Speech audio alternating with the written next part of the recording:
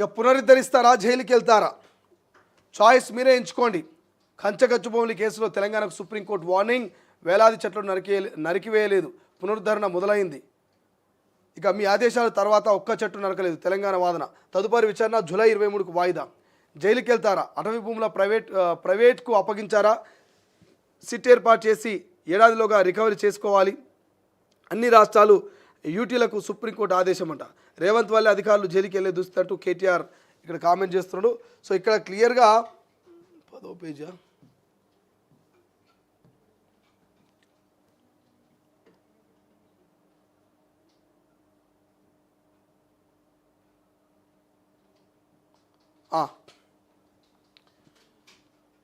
కంచగచ్చిబౌలి భూములో చెట్టు నరికివేత అంశంపై సుప్రీంకోర్టు మరోసారి తెలంగాణ ప్రభుత్వానికి వార్నింగ్ ఇచ్చింది. కోర్టుకు సెలవులు వచ్చిన రోజుల్లోనే నరికివేత పనులు ఎందుకు ప్రారంభించారు? అంత స్వల్ప సమయంలో పెద్ద సంఖ్యలో బుల్డోజర్లను ఎలా సమీకరించగలిగారు? ఇక ఫ్రీ ప్లాన్గానే నరికివేత మొదలుపెట్టారా? మీ ఉద్దేశాలు సరైనవి అయినా నరికివేతకు ముందు అనుమతులు తీసుకున్నారా అని ప్రశ్నించింది. గత విచారణ సందర్భంగా ఇచ్చిన వార్నింగ్నే మరోసారి రిపీట్ చేస్తూ నరికేసిన అడవిని పునరుద్ధరించాలి, లేదంటే తెలంగాణ సిఎస్ సహా సుమారు 1/2 డజన్ అధికారులు అదే అడవిలో జైలుకెళ్లేందుకు సిద్ధమవ్వాలి. ఈ చాయిస్ తెలంగాణకే వదిలేస్తున్నాం అని చీఫ్ జస్టిస్ బిహార్ గవాయి సారథ్యంలో జస్టిస్ ఏజీ మాసియాత్ కూడిన ద్విసభ్య ధర్మాసనం స్పష్టం చేసింది. చెట్ల నరికివేతను సమర్థించుకోవద్దంటూ సూచించింది. ఒక్క చెట్టు ముట్టలేదు అడ్వకేట్ సింఘ్వి. పర్యావరణము, ఐటీ రెండు జమిలిగా ముందుకు సాగాల్సిన అవసరం ఉన్నదని, ఇది వివరించేందుకు తమకు రోజు కేటాయించాలని తెలంగాణ తరపు న్యాయవాది సీఎం సింఘ్వి కోర్టు దృష్టికి తీసుకొచ్చారు.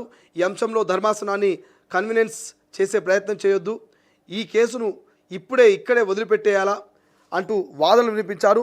పర్యావరణం, ఐటీ, జమిలి అనేది వేరే అంశం, సుస్థిర అభివృద్ధి కోసమే కదా మనమంతా చర్చించేది. వీకెండ్ను అడ్వర్టైజ్గా తీసుకుని వేలాది చెట్లు నరికేయడం గురించి ఇక్కడ మాట్లాడుతున్నాం అని సీజే గవాయ్ అన్నారు. వేలాది చెట్లు నరకలేదని సంఘవి సమాధానం ఇవ్వగా ఫోటోగ్రాఫ్ చూశామని గవాయ్ వివరించారు. సుప్రీంకోర్టు ధర్మాసనం అదే అంశాన్ని తమ ప్రభుత్వం తప్పకుండా పాటిస్తున్నది, ఒక ఆకును కూడా రాల్చలేదు, ఏ ఏరియాలోనూ భారీ అటవీ పునరుద్ధరణ కార్యక్రమం మొదలైంది అని తెలిపారు. ఇదే సందర్భంలో అమికస్ క్యూరీ కే పరమేశ్వర్ స్పందిస్తూ forest survey of India report నివేదికలో 2 రాత్రుల్లో నరికివేతలు జరిపిన 104 ఎకరాల్లో 60% మధ్యస్థ, భారీ స్థాయిలో అటవీ ఉన్నదని వివరిస్తున్నది. అటవీని నరికేశారన్నది సుస్పష్టమని పేర్కొన్నారు. ఇక ఈ వర్షాకాలమే మొక్కలు నాటాలి.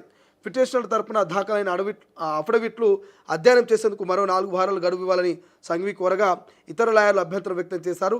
అటవీ పునరుద్ధరణకు ఈ వానాకాలం ముఖ్యమైనని, వచ్చే విచారణలో పునరుద్ధరణ ప్రణాళికలతో ప్రభుత్వం సిద్ధంగా ఉండాలని సూచించారు. కేసు విచారణను సుప్రీంకోర్టు జూలై 23వ తేదీకి వాయిదా వేసింది. కంచగచ్చుబౌలి విషయాన్ని బయటకు తెచ్చిన విద్యార్థులపై కేసులు వేశారని, మరోవైపు యూనివర్సిటీలో పరీక్షలు జరుగుతున్నాయని ధర్మాసనం ముందు ప్రస్తావించగా ఈ కేసు విస్తృతిని పెంచొద్దని, అడవి నరికివేతకు పరిమితం చేయాలని తెలిపింది. ఇక ఎఫ్ఐఆర్లు కొట్టేయాలని, వేరే పిటిషన్లు వేయాలని సూచించింది అంటూ వార్త కనిపిస్తుంది. రైట్.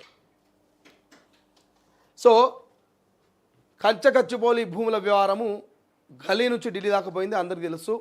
ఇటు సెలబ్రిటీ నుంచి సామాన్యుడి దాకా అందరూ స్పందించరు.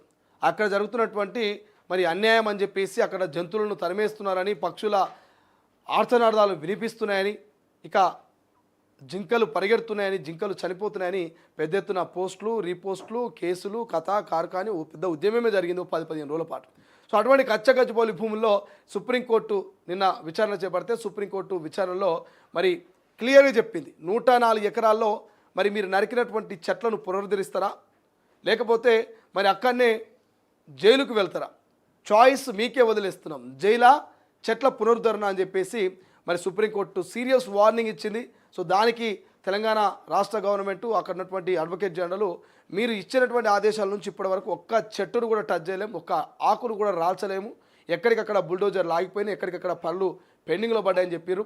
అండ్ దాంతోడు సిఎస్తో సహా 1/2 డజన్ అధికారులు జైలుకు వెళ్ళడం ఖాయం, సిఎస్తో సహా 1/2 డజన్ అధికారులు జైలుకు వెళ్ళడం ఖాయం. సో వర్షాకాలం వస్తుంది, చెట్లు నాటేందుకు సిద్ధంగా ఉండాలంటూ, పర్యావరణాన్ని కాపాడాలంటూ సుప్రీంకోర్టు సీరియస్ అవుతూ మరి వచ్చే జూలై 23కు ఈ కేసును వాయిదా వేసినటువంటి పరిస్థితి మనకు కనిపిస్తుంది. చూద్దాం మరి రాష్ట్ర ప్రభుత్వం స్టాండ్ ఏంటి, నిజంగా చెట్లు పెంచుతుందా లేకపోతే మరి ఏం చేస్తుంది ఇంకా అనేది ఆ 400 ఎకరాల వ్యవహారం మాత్రం రోజు రోజుకు ముదురుతున్నది తప్ప సర్దుమణి అవుతున్నట్టుగా మనం మాత్రం కనిపించదు.